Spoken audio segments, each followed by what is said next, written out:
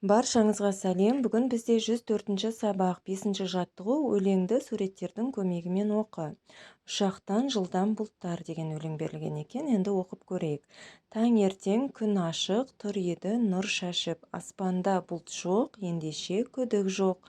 Ойладым дәл бүгін жаумайды жауын. Шықтым мен үйімнен жейдешең күйіммен. Әурелер жолда құр, алғам жоқ қол шатыр дейміз, я? Суреттердің орнына осындай сөздерді қолданып оқиды екенбіз. Кенеттен аспанды бұлт торлай бастады. Ұшақтан жылдамба шаңдатып көшені, басталды нөсері. Жоқ мотор қанаты, бұл бұлттар қалайша тез жете алады дейді.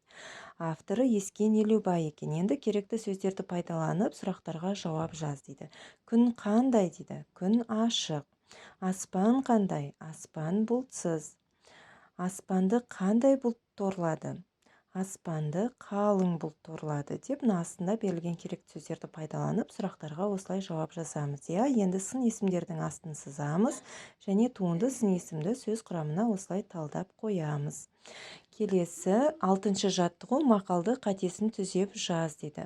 Сулы жер бұлақсыз болмас, таулы жер құрақсыз болмас. Яғни бұл жерде бұлақсыз және құрақсыз деген сөздердің орнына ауысып кеткен.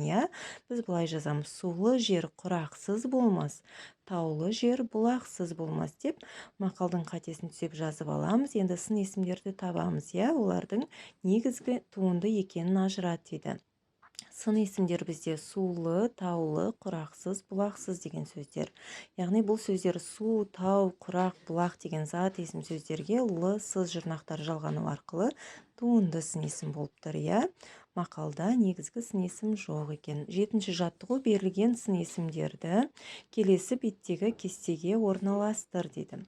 Мінекей негізгі сын есім және туынды сын есім деп мына кестелерге былай орналастырамыз. Мысалға, әсерлі, атақты, сүтті, шөпті дегеніміз бұлар туынды сын есімдер. Тұнық, ізгі, жаңа, әдемі, биік, жүйрік деген сөздер бұлар бізде негізгі сын есімдер болады екен. Яғни туынды сын есімдерді сөз құрамына талда, олардың түбірі қай сөз табынан жасалған. Мінекей туынды әсерлі, атақты, сүтті, шөпті деген туынды сын есімдерді осылай сөз құрамына талдаймыз. Бұлардың түбірі зат есім сөз табынан жасалған. Сын есімнің қай сөзбен байланысып тұрғанын түсіндір дейді. Бұл жердегі сын есімдер зат есім сөздермен байланысып тұр. Келесі шығармашылық үзіліс 8-ші жаттығу ұйқасын тауып оқы дейді. Тауда жүрген тарғыл аң, ол қайратты қабыл аң дейміз. Туынды сын есімді тап дейді. Туынды сын есім бізде қайратты деген болады. Түбірі қайрат, не қайрат зат есім, т деген жұрнақ жалғану арқылы сын есім болып тұр. Туынды сын есім. Енді мынадай ойын ойнайық. Жұбыңмен ойлан тап ойынын ойнап көр. Ол үшін біреуің берілген сөздің атын айтпай, оның мағынасын түсіндіресің. Яғни ол затты сипаттап айтасың. Екіншің ол сөзді табасың дейді. Мінекей мұнда керекті сөздер берілген: су, жаңбыр, қар деген 3 сөз берілген екен.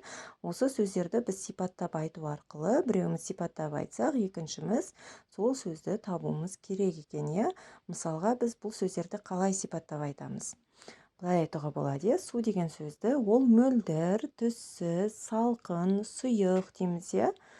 Ол су болады жауабы. Екінші, жаңбыр деген сөзді ол көптеген ұсақ тамшылардан тұрады. Қалың бұлттардан тамшылап жерге түседі. Яғни бұның жауабы жаңбыр болады.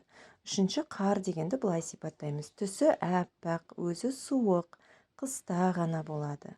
Қар болады. Бұл сөздерді сипаттау үшін біз сын есім сөз табының сөздерін қолдандық. Осымен біздің бүгінгі сабағымыз аяқталды. Каналға тіркеліп, қоңырау белгісін басуды ұмытпайық. Келесі сабаққа дейін сау болыңыздар.